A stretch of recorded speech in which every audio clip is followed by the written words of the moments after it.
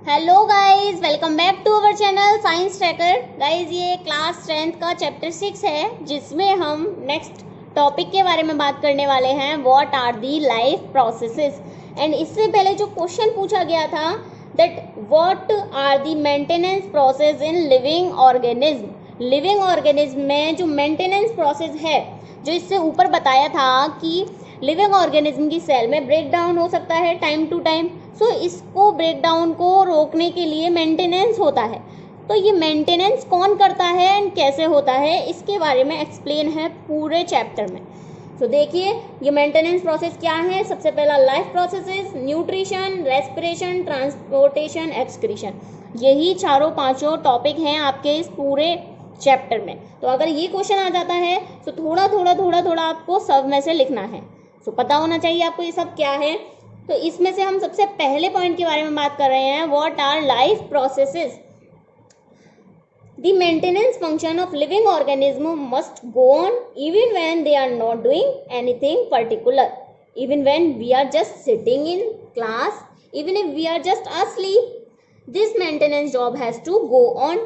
तो बोल रहा है ये जो मेंटेनेंस का काम है हमारी बॉडी का, मेंटेनेंस मतलब न्यूट्रिशन करना, रेस्पिरेशन, ट्रांसपोर्टेशन, एक्सक्रीशन, खाना खाना, सांस लेना, जो भी खाया है उसको वेस्ट पदार्थ की तरह बॉडी से बाहर पास आउट करना। तो ये काम जो है वो ऑल टाइम चलता रहता है, इसी को कहा जाता है मेंटेनेंस। सो ये मेंटेनेंस करने के लिए ये सभी प्रोसेसेस होते हैं। ओके, तो बोल रहा है ये सभी प्रोसेस ऑल टाइम होते रहते हैं, चाहे कोई इंसान सो रहा हो, जग रहा हो, खेल रहा हो, कूद रहा हो, यही बोल रहा है। The processes which together perform this maintenance job are life processes। तो ये जो प्रोसेस ऑल टाइम चलते रहते हैं इसी को लाइफ प्रोसेस कहा जाता है। सिंस दीज, तो लाइफ प्रोसेस में ये सभी प्रोसेसेस आ जाएंगे आपके। Okay, nutrition, respiration, transportation and excretion. Since these maintenance process are needed to prevent damage and break down. हम जानते ही हैं, अभी आगे पढ़ा था, इससे पहले वाली वीडियो में भी आया था कि ये मेंटेनेंस प्रोसेस जरूरी है जिससे कि कोई भी डैमेज या ब्रेकडाउन ना हो सके बॉडी में, मतलब कोई भी प्रॉब्लम ना क्रिएट हो। ऑब्वियसली अगर आप न्यूट्रिशन नहीं खाएंगे, खाना नहीं खाएंगे, तो क्या प्रॉब्लम आएगी बॉडी में? प्रॉब्लम्स क्रिएट होंगी नहीं होंगी? रेस्पिरेशन नहीं करेंगे, सांस नहीं लेंगे, तो क्या प्रॉब्लम्स क्रिएट होंगी? तो आप अगर क्वेश्चन का आंसर पूछें कि क्या क्या डैमेज होगी बॉडी में, तो आप सोचिए कि अगर ये सब आप नहीं करेंगे तो प्रॉब्लम तो क्रिएट होगी ना। ट्रांसपोर्टेशन मतलब ब्लड का सर्कुलेशन, अगर ये सब ना हो तो प्रॉब्लम क्रिएट होगी। तो बोल रहा है कि ये मेंटेनेंस का प्रोसेस ऑल टाइम चलता रहता है। This energy come from outside the body of individual organism. और ये एनर्जी जो है वो कहाँ से आती है? एक ऑर्गेनिज्म, इंडिविजुअल के बाहर से आती है। So there must be a process to transfer a source of energy from outside the body of the organism. तो यहाँ पर एक प्रोसेस होना चाहिए जिससे जो सोर्स ऑफ एनर्जी है, एक ऑर्गेनिज्म है, एक इंसान है ये, ठीक है, एक इंसान है तो इस इंसान को बाहर से खाना मिलेगा या जो भी मिलेगा वो क्या कहलाएगा? उसका सोर्स ऑफ एनर्जी। जो फूड होगा वो फूड उसका सोर्स ऑफ एनर्जी कहलाएगा ना। बोल रहा है कि ये जो है लाइफ सोर्स ऑफ एनर्जी, एक मिनट। So there must be a process to transfer a source of energy from outside the body of the organism. तो यहाँ पर एक प्रोसेस होना चाहिए सोर्स ऑफ एनर्जी का बॉडी के बाहर से, जो कि ऑर्गेनिज्म को मिलता रहे, विच वी कॉल फूड, जिसे हम खाना कहते हैं, to the inside. A process भी कॉमनली कॉल्ड न्यूट्रिशन। तो जो खाना है उस खाने को लेने के प्रोसेस को क्या कहा जाता है? न्यूट्रिशन। ओके, एंड इसको लंबी चौड़ी भाषा में बोल रखा है, एंड मैंने भी यहाँ पर थोड़ी लंबी चौड़ी भाषा में जो आपका एनसीईआरटी बेस्ड है वो बता रखा है that maintenance of life process is going on even we are running, sleeping and studying. कुछ भी कर रहे हो, लाइफ प्रोसेस चल रहा है। This maintenance process are need to prevent damage and break down. And इस प्रोसेस को होना जरूरी है जिससे कि कोई भी ब्रेक डाउन ना हो पाए, बॉडी में कोई भी डैमेज ना हो। तो इस प्रोसेस के लिए क्या जरूरी होती है? एनर्जी जरूरी होती है।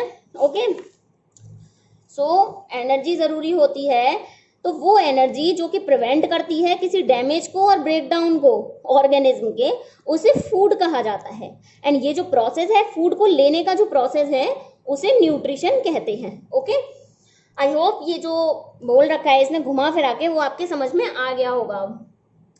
आगे बोल रहा है if the body size, guys यहाँ से यहाँ तक आप देखिए अपनी बुक में ना निशान लगाते जाइएगा कि कहाँ से कहाँ तक क्या दे रखा है। यहाँ पर न्यूट्रिशन के बारे में दे रखा है कि न्यूट्रिशन की डेफिनेशन क्या होती है। फूड लेने के प्रोसेस को न्यूट्रिशन कहा जाता है। Okay, if the body size of the organism is to grow, अगर ऑर्गेनिज्म का बॉडी साइज बढ़ रहा है तो additional raw material will also be needed from outside, बाहर से रॉ मटेरियल की भी जरूरत है। मतलब जितना खाएंगे उतना आपकी बॉडी को लगेगा, उतने तंदुरुस्त होते जाएंगे कहते हैं। तो बोल रहा है since life on earth depend on carbon based molecule, earth पर लाइफ कार्बन बेस्ड मॉलिक्यूल पर डिपेंड करती है। लाइक जितने भी फूड मटेरियल मतलब लाइक हमारी बॉडी में कार्बोहाइड्रेट है, ये भी कार्बन बेस्ड मटेरियल है। कार्बोहाइड्रेट किससे मिलकर बनता है? Carbon, hydrogen and oxygen. तो ये क्या है? कार्बन बेस्ड मॉलिक्यूल है या नहीं है? तो हमारी अर्थ पर जो लाइफ है वो कार्बन बेस्ड मॉलिक्यूल पर डिपेंड है, ये बोल रहा है। Most of these food sources are also carbon based, earth पर लाइफ कार्बन बेस्ड मॉलिक्यूल पर डिपेंडेंट है, और जो बहुत सारे फूड सोर्सेज हैं वो भी कार्बन बेस्ड होते हैं। एंड आगे बोल रहा है depending on the complexity of these organism, different organism can then use different kind of nutritional process. मतलब ऑर्गेनिज्म की बॉडी के साइज के अकॉर्डिंग ही तो वो खाना लेगा। एक बच्चा है तो वो 1 रोटी खाएगा, कोई बड़ा है तो वो 3 रोटी खाएगा, 4 रोटी खाएगा। तो ऑर्गेनिज्म की कॉम्प्लेक्सिटी के बेसिस पर डिफरेंट टाइप का न्यूट्रिशन लिया जाता है, ये बोल रहा है। एंड इसको भी देख लीजिए कि बॉडी का साइज उतना बढ़ेगा जितना आप रॉ मटेरियल खाएंगे, जितना खाना, ठीक है।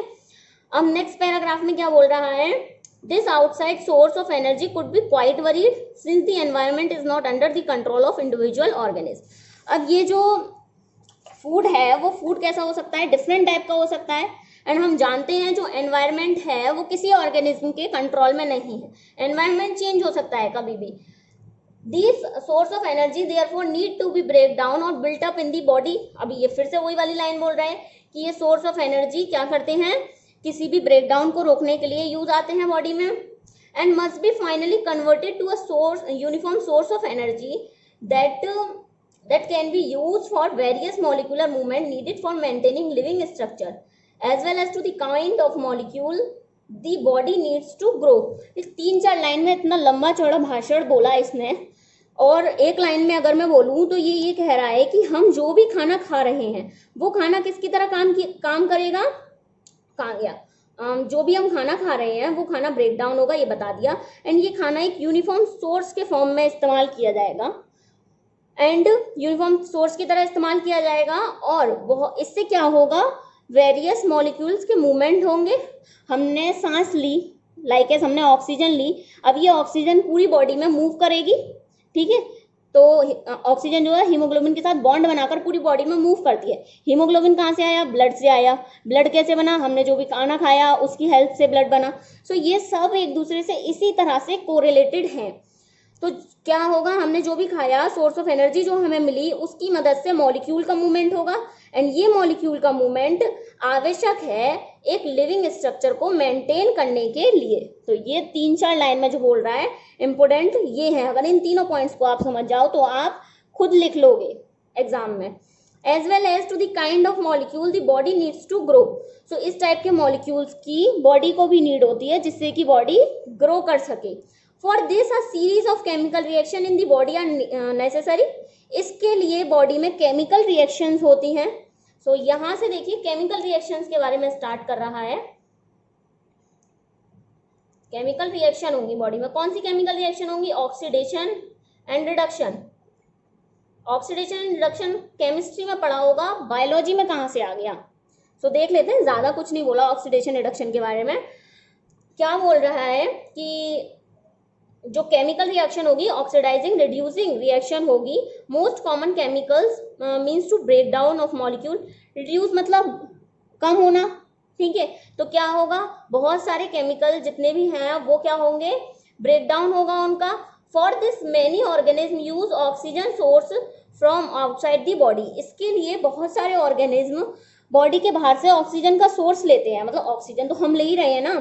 तो ये process, the process of acquiring oxygen from outside the body and to use it in the process of break down. तो ऑक्सीजन ली उसने, ऑक्सीजन लेने का प्रोसेस क्या कहलाया? ऑक्सीडेशन, ठीक है। यही तो हुआ ना ऑक्सीडेशन रिडक्शन का प्रोसेस, ऑक्सीजन के लेने का प्रोसेस एंड फिर उस ऑक्सीजन को इस्तेमाल कर देना बॉडी में, ठीक है। तो ब्रेकडाउन ऑफ कहाँ गया, acquiring oxygen from outside the body and use it in the process of breakdown of food. तो जो ऑक्सीजन यूज हो रही है बॉडी में वो किसके लिए हो रही है, फूड के ब्रेकडाउन के लिए। For cellular needs is what we call respiration. और यहाँ पर हाथ के हाथ आपको हाथ लगे उसने रेस्पिरेशन की डेफिनेशन भी सुना दी, रेस्पिरेशन। ओके, तो वो प्रोसेस जो ऑक्सीजन ली, ऑक्सीडेशन, एंड उस ऑक्सीजन को इस्तेमाल कर दिया उसने जो भी खाना खाया उसको यूज करने में, तो इसे क्या कहा हमने, oxidation reduction reaction, sorry oxidising reducing reaction.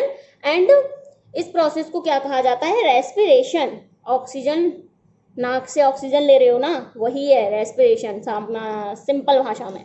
So process of taking oxygen from outside the body and use it in the process of breakdown of food source for cellular needs. हम जो food खाते हैं guys वो होता है complex food हम खा रहे हैं, एंड उस कॉम्प्लेक्स फूड को सिंपल सब्सटेंस में ब्रेक होना है। तो सिंपल सब्सटेंस में ब्रेक होने के लिए एनर्जी की नीड होती है। ओके, तो यहाँ पर यही कह रहा है। एंड गाइस यहाँ पर ये रह गया ऑक्सीडाइजिंग रिड्यूसिंग रिएक्शन के बारे में कि ये केमिकल रिएक्शन है, मॉलिक्यूल्स का ब्रेकडाउन होता है। इसके लिए ऑर्गेनिज्म ऑक्सीजन का इस्तेमाल करता है बाहर की साइड से अपनी बॉडी के लिए। ठीक है, आई होप ये पैराग्राफ आपको आ गए होंगे समझ में। अब नेक्स्ट पैराग्राफ पर बढ़ते हैं। इसमें बोल रहा है in the case of single celled organism no specific organ for taking in food. एक सिंगल सेल ऑर्गेनिज्म के बारे में अगर हम बात करें तो वो उस सेल के लिए कोई स्पेसिफिक ऑर्गन नहीं होते, no specific organ in a single cell organism, जिससे कि एक्सचेंज ऑफ गैसेज हो सके और रिमूवल ऑफ वेस्टेज हो सके। ठीक है, इसके लिए कोई भी एक स्पेशल ऑर्गन नहीं है, जैसे हमारी बॉडी में है कि एक्सक्रीशन के लिए अलग ऑर्गन है, रेस्पिरेशन के लिए अलग ऑर्गन है, हर काम के लिए अलग ऑर्गन है, लेकिन सिंगल सेल ऑर्गेनिज्म में ऐसा नहीं होता। बोल रहा है कि ये इसको may be needed because the entire surface of the organism is in contact with the environment. बोल रहा है कि ऐसा जरूरी, इसको आवश्यकता ही नहीं है क्योंकि इसका जो पूरा सरफेस है सेल का वो एनवायरनमेंट के कॉन्टैक्ट में रहता है directly. And but what happens when the body size of the organism increase. Guys यहाँ से यहाँ तक जो बोल रहा है वो बोल रहा है यूनिसेलुलर के बारे में। ओके, अपनी बुक में हेडिंग बनाते जाइए जिससे कि बहुत आसान होगा जब आप इस बुक को अपना खोल कर बैठेंगे कि इतना बड़ा क्या है। एटलीस्ट पैराग्राफ बने हुए होंगे, अलग से हेडिंग्स पड़ी होंगी तो आप समझ जाओगे कि यहाँ पर यूनिसेलुलर के बारे में दे रखा है एंड यहाँ से स्टार्ट हो रहा है मल्टी सेलुलर के बारे में। ओके, अगर मल्टी सेलुलर की बात की जाए तब क्या होगा। मल्टी सेलुलर्स पर पहुंच गए हम, मोर कॉम्प्लेक्स ऑर्गेनिज्म मतलब मल्टी सेलुलर्स पर पहुंच गए। तब क्या होगा, multicellular organism all the cell may not be directly in contact with surrounding. इनमें जो सभी सेल्स होती हैं वो डायरेक्टली कॉन्टैक्ट में नहीं होती सराउंडिंग के, अपने एनवायरनमेंट के। The simple diffusion will not meet the requirement of the cell. तो एक सिंपल डिफ्यूजन की मदद से ये नहीं हो सकता कि सभी ऑक्सीजन हर सेल को मिल जाए हमारी पूरी बॉडी को। डिफ्यूजन आप जानते ही हैं, डिफ्यूजन में एक नॉर्मली हायर कंसंट्रेशन से लोअर कंसंट्रेशन तक मॉलिक्यूल्स का मूवमेंट होता है, लेकिन ये बहुत ज़्यादा इफेक्टिव नहीं है अगर हम मल्टी सेलुलर ऑर्गेनिज्म की बात करें। तो मल्टी सेलुलर ऑर्गेनिज्म में होता है ट्रांसपोर्टेशन। ओके, एंड इस ट्रांसपोर्टेशन के बारे में आगे आपको डीपली पढ़ाया जाएगा। तो अब यहाँ से यहाँ तक आपका मल्टी सेलुलर ऑर्गेनिज्म के बारे में बता दिया। आगे नेक्स्ट किसके बारे में है, We have seen previously in multicellular organism various body parts have specialized in their function they perform। बोल रहा है कि पहले ही हम ये पढ़ चुके हैं कि मल्टी सेलुलर ऑर्गेनिज्म में बहुत सारे डिफरेंट बॉडी पार्ट्स होते हैं, स्पेशल सेल होती हैं जो कि स्पेशल टिश्यू बनाती हैं, स्पेशल ऑर्गन्स बनाती हैं एंड स्पेशल ऑर्गन सिस्टम बनते हैं। ओके, तो वो यही बोल रहा है कि इनमें स्पेशल फंक्शन करने के लिए बॉडी के पार्ट्स होते हैं। We are familiar with the idea these specialised tissue and with their organisation in the body of the organism. यही अभी बोला था मैंने कि टिश्यूज होते हैं स्पेशल टाइप के और वो डिफरेंट ऑर्गन्स बनाते हैं। It is therefore not surprising that the uptake of food and of oxygen will also be the function of specialised tissue. बोल रहे हैं कि आप ये बोलते हुए सरप्राइज मत होइए, मतलब ये सुनते हुए सरप्राइज होने की जरूरत नहीं है कि हमारी बॉडी में जो हम खाना लेते हैं और जो ऑक्सीजन लेते हैं ये सभी काम एक स्पेशल टाइप के टिश्यूज करते हैं।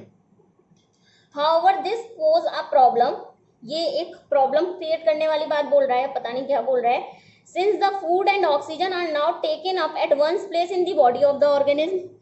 बोल रहा है कि ऑर्गेनिज्म में, मल्टी सेलुलर ऑर्गेनिज्म में अगर ऐसा हो कि खाना ले लिया और ऑक्सीजन ले ली, ठीक है, ले लिया, now while all part of the body need them, normally body ने खाना ले लिया, ऑक्सीजन ले ली, लेकिन सिर्फ नाक से खाना लिया है, मुंह से खाना खाया है, सॉरी नाक से सांस लिया है तो और मुंह से खाना खाया है, तो सिर्फ ऐसा पॉसिबल नहीं है कि ये नॉर्मली डिफ्यूजन की मदद से पूरी बॉडी में पहुंच जाए, ऐसा पॉसिबल नहीं है। तो क्या होगा, दिस सिचुएशन, ये सिचुएशन प्रॉब्लम क्रिएट कर सकती है for carrying food and oxygen from one place to another place, एक प्लेस से दूसरे प्लेस पर खाने को पहुंचने में और ऑक्सीजन को पहुंचने में। तो इसके लिए है ना, ट्रांसपोर्टेशन का अपना सिस्टम बनाया हुआ है बॉडी में, उसके बारे में यहाँ पर नहीं बताया है, लेकिन आगे बताएंगे, ठीक है। तो यहाँ पर आपका पूरा प्रॉब्लम क्रिएट करने वाली बात की गई है और कुछ नहीं किया गया। बोल रहा है when chemical reaction use carbon source and oxygen for energy generation, they create by product that are not only useless for the cell of the body but could be even harmful. बोल रहा है कि हमारी body में क्या हुआ, हमने carbon sources लिए, खाना खाया या ऑक्सीजन ली, कुछ भी लिया अपनी बॉडी में एनर्जी लाने के लिए, अब क्या होगा, उससे बाय प्रोडक्ट क्रिएट होंगे, एक्सक्रीटरी वेस्ट प्रोडक्ट प्रोड्यूस होंगे, और ये जो एक्सक्रीटरी वेस्ट हैं इनको बॉडी से बाहर निकालना है, क्योंकि ये वेस्टेज सिर्फ यूजलेस ही नहीं बल्कि हार्मफुल है हमारी बॉडी के लिए। Okay, so these waste by product are therefore needed to remove from the body and discarded outside by a process called excretion. तो ये जो हार्मफुल प्रोडक्ट हमारी बॉडी में प्रोड्यूस हो रहे हैं खाना खाने के बाद, तो सिर्फ वेस्ट ही नहीं बल्कि हार्मफुल होते हैं हमारी बॉडी के लिए, एंड इनको बॉडी से निकालना जरूरी होता है। Again if the basic rule for body design in multi cellular organism are followed, a specialised tissue for excretion will be develop.